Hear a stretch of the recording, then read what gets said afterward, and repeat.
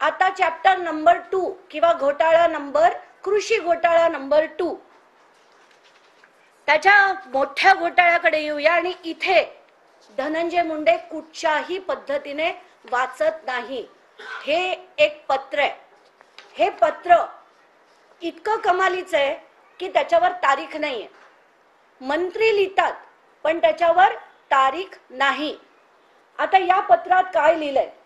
दिनांक 30 सप्टेंबर 24 रोजी झालेल्या मंत्रिमंडळ बैठकीत दिनांक 23 सप्टेंबर 24 रोजी झालेल्या बैठकीत विचारार्थ ठेवण्यात आलेला मंजूर झालेला कृषी विभागाच्या प्रस्तावाचे इतिवृत्त कायम करण्यात आले. म्हणजे हा मंत्री किती थराला जाऊ शकतो हेचा हे धडधडीत उदाहरण आहे. मी 23 तारखेचा आणि 30 तारखेचा ह्या दोन्ही कॅबिनेट बैठकांचे तुम्हाला मी अटॅचमेंट्स पाठवलेले आहेत. कुठेही ना 23 मध्ये ना 30 तारखेमध्ये कुठल्याही प्रकारचा निर्णय असा झालेला नाही. आणि मंत्री लिहितात काय आणि किती खोटं. महाराष्ट्र शासन कार्य नियमावली व त्या अन्वये दिलेल्या अनुदेशन मधील तरतुदीनुसार मंत्रिमंडळाने घेतलेल्या निर्णयाच्या अनुषंगाने त्वरित कारवाई करावी. मंत्रिमंडळाने मान्यता दिल्याप्रमाणे तातडीने.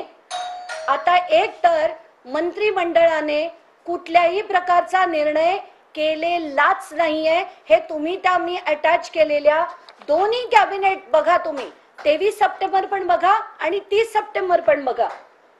त्याच्यात ते काय म्हणतात पुढे? मागील वर्षाचे बॅटरी ऑपरेटेड स्प्रे पंप याबाबतचा उर्वरित इष्टांक.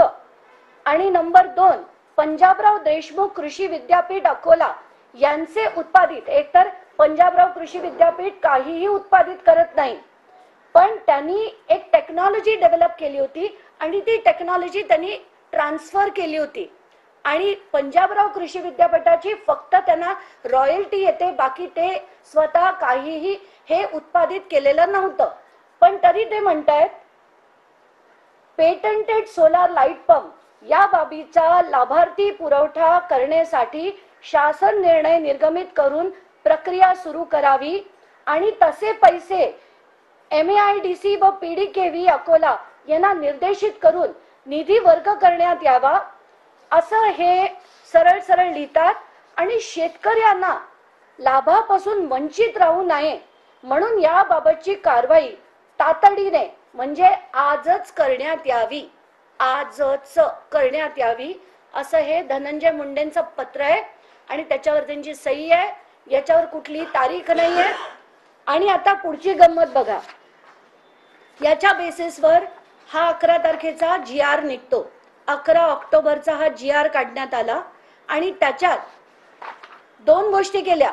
एक म्हणजे आपल्याला अतिरिक्त 500 कोटी देण्यात यावे.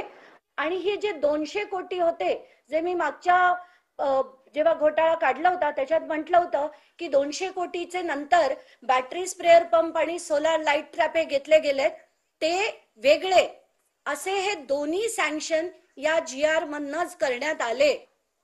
पण हे कधी नव्हतंच. कॅबिनेट बैठक 23 तारखेची पण बघा 30 तारखेची पण बघा. याच्या 200 कोटी बद्दल एक चकार शब्द सुद्धा लिहिलेला नाही. त्याच्यात जे लिहिलेलं आहे त्याच्या दोन्ही अटॅचमेंट्स मी तुम्हाला पाठवल्यात.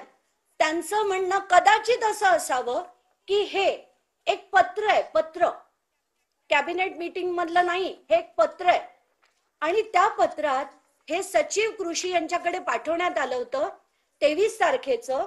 याच्यातले जे निर्णय झालेत निर्णय नंबर 1 आणि निर्णय नंबर 2.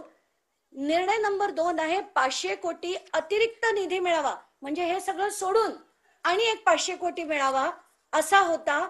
आणि दुसरा जो निर्णय त्याच्यात अ ब क ड असं 4 गोष्टी आहेत.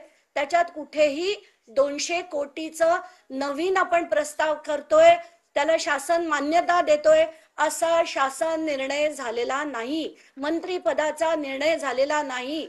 म्हणजे खोटं बोलून धनंजय मुंडे हे असं मांडतात, त्याच्यावर GR काढतात आणि ते करून घेतात.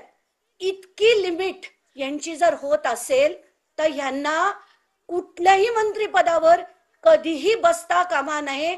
त्यांची तितकी पात्रताच नाही. कारण इतका भ्रष्ट माणूस जो मंत्रिमंडळाचे निर्णय झालाय असं दाखवून जर भ्रष्टाचार करत असेल तर असा मंत्री यापुढे कधीही झाला नाही पाहिजे. कृषी तर नाहीच नाही, कधीही हा मंत्री झाला नाही पाहिजे अशी माझी थेट मागणी आहे. आणि आता तरी अजित पवारांनी आणि मुख्यमंत्र्यांनी आता तरी कारवाई करावी. कारण हे खोटे निर्णय दाखवून मंत्रिमंडळात कॅबिनेट बैठकीत झालेला निर्णय असं सांगून जर GR काढला असेल तर हे ऍब्सल्यूट खोटं आहे. आता लगेच पटपट उठतील, पुन्हा माझ्या प्रेस कॉन्फरन्स नंतर प्रेस कॉन्फरन्स घेतील, वाटेल ते बडबडतील. तर त्यांना मला सांगायचं आता जे बोलायचंय ना तुम्हाला ते पेपर निशी बोला. 23 तारखेचा तुम्ही कॅबिनेट मीटिंगचे मिनिट्स मांडा, 30 तारखेचे कॅबिनेट मीटिंगचे मिनिट्स मांडा आणि मग सांगा की हा निर्णय कुठच्या कॅबिनेटमध्ये आणि कधी झाला होता. तुमच्या